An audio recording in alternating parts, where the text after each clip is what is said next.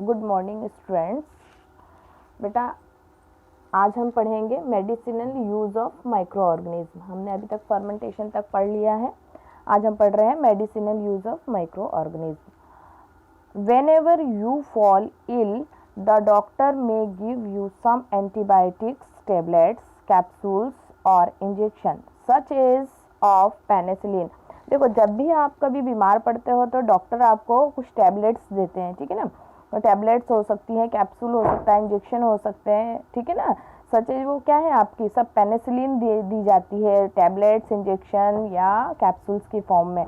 The source of this medicine is micro organism. ये जो medicine हमें दी जा रही है किसके सोर्स होते हैं? ये माइक्रो ऑर्गेनिज्म के सोर्स होते हैं। ओके, दिस मेडिसिन किल और stop the growth of disease causing micro organism. ये जो सोर्सेस होते हैं, जो आपको टैबलेट्स, कैप्सूल, इंजेक्शन दिए रहते हैं, ये माइक्रो ऑर्गेनिज्म के सोर्स होते हैं। और ये जो हमारे डिसीज वाले माइक्रो ऑर्गेनिज्म होते हैं, जो डिसीज को क्या करते हैं, स्प्रेड करते हैं बॉडी में, उसको मारते हैं और उसकी ग्रोथ को कम करने का काम करते हैं, ठीक है। और यही क्या कहलाते हैं? एंटीबायोटिक्स कहलाते हैं।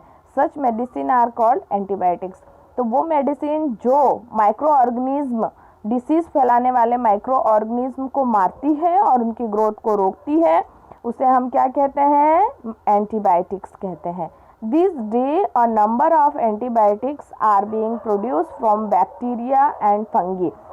आजकल जो है माइक्रो ऑर्गेनिज्म जैसे फंगी एंड बैक्टीरिया के थ्रू क्या तैयार की जा रही है? कुछ एंटीबायोटिक्स तैयार की जा रही है, जैसे streptomycin, terramycin and erythromycin are some of the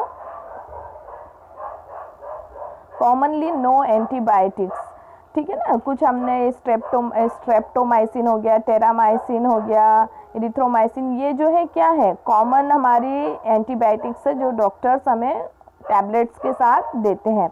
देखो, कुछ जैसे फीवर का टैबलेट दिया, फीवर की दवाई दी, तो उसके साथ एक एंटीबायोटिक भी दिया जाता है, ठीक है, जिससे कि जो माइक्रो ऑर्गेनिज्म है डिसीज वाले, उनको क्या किया जा सके? मारा जा सके और उनकी ग्रोथ को रोका जा सके। In 1929, Alexander Fleming was working on a culture of disease, ठीक है। 1929 में अलेक्जेंडर फ्लेमिंग जो है, ये जो है आपका, इस पे क्या कर रहे थे? बीमारियों के कल्चर पे रिसर्च कर रहे थे। कॉजिंग बैक्टीरिया, जो बैक्टीरिया के थ्रू होते हैं। Suddenly he found the spores of little green moulds in one his culture plate. अचानक उन्होंने देखा कि एक प्लेट पे ग्रीन मोल्ड्स क्या हो रही है? दिखाई दे रही है, ठीक है ना। He observed that the presence of mold prevented the growth of bacteria. In fact, उन्होंने देखा कि ये क्या कर रही है? बैक्टीरिया की ग्रोथ को ये मोल्ड्स क्या कर रही है? रोक रही है, उन्हें मार रही है। In fact it also kill many of this bacteria. और यहाँ तक कि इन्होंने बहुत सारे ये जो आपके क्या थे, क्या दिखाई दिए? मोल्ड्स। ये मोल्ड्स ने क्या करा? ज्यादातर बैक्टीरिया को क्या कर दिया? मार दिया था, है ना।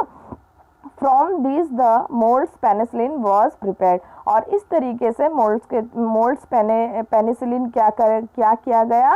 प्रिपेयर किया गया। Okay,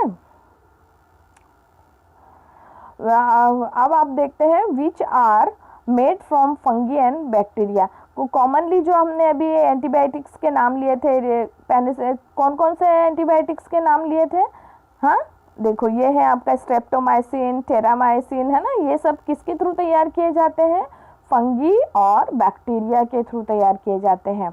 the antibiotics are manufactured by growing specific micro organism and are used to cure a variety of disease. इस तरीके से हम एंटीबायोटिक्स का मैन्युफैक्चर किसके थ्रू करते हैं? एक स्पेसिफिक माइक्रो ऑर्गेनिज्म के थ्रू करते हैं और वैरायटी ऑफ डिसीज, मतलब अलग अलग डिसीज से क्या करते हैं? प्रोटेक्ट करने के लिए किया जाता है। Antibiotics are even mixed with the feed of livestock and poultry to check microbial infections in animal. और एंटीबायोटिक्स जो होते हैं even mixed with the feed of livestock and poultry to check microbial infection in animal. ये कुछ micro organism जो है animals में भी इन्फेक्शन फैलाने का काम करते हैं। They are also use to control में प्लांट डिसीज। और ये क्या करते हैं? हम प्लांट डिसीज को भी कंट्रोल करने का काम करते हैं। बर्ड्स फ्लू वगैरह आपने सुना हुआ है, तो एनिमल्स में भी क्या करते हैं, ये माइक्रो डिसीज को फैलाएंगे और इन्हीं माइक्रो ऑर्गेनिज्म के थ्रू हम क्या करेंगे, इन डिसीज को ख़त्म करने का भी काम करते हैं। It is important to remember that antibiotics should be taken only on the advice of qualified doctor। हमेशा हमें ये जो एंटीबायोटिक्स होते हैं एक अच्छे डॉक्टर्स की सलाह पर ही लेना चाहिए। Also you must finish the course prescribed by the doctor। ये सब डॉक्टर्स की सलाह पे होना चाहिए और डॉक्टर्स जब तक कहे तब तक इसको लो, ऐसा नहीं अपनी मर्जी से लेते चले जाओ, ठीक है ना, इसका फिर साइड इफेक्ट भी होना शुरू हो जाते हैं। If you take antibiotics when not needed और in wrong dose, it may the drug less effective when you might need in future. यदि आप इसकी डोज ज़्यादा या कम ले लेते हैं तो ये क्या कहेगी, अपना कुछ इफेक्ट, मेडिसिन का जो इफेक्ट है उसको क्या कर देगी, कम कर देगी। ऑल्सो एंटीबायोटिक्स टेकन अननेसेसरी में kill the beneficial bacteria in the body. और आप क्या होगा, एंटीबायोटिक्स अननेसेसरी लेंगे तो जो आपकी बॉडी के बेनिफिशियल बैक्टीरिया है, जो अच्छे बैक्टीरिया है, उनको भी क्या कर देंगी, ये मार देंगी। Antibiotics however are not effective against cold and flu as these are caused by virus। देखो एंटीबायोटिक्स जो है कोल्ड और फ्लू पे अपना इफेक्ट नहीं करती है। क्यों नहीं करती है, क्योंकि कोल्ड और फ्लू जो है बैक्टीरियल डिसीज है ही नहीं, है ना, ये वायरस डिसीज है।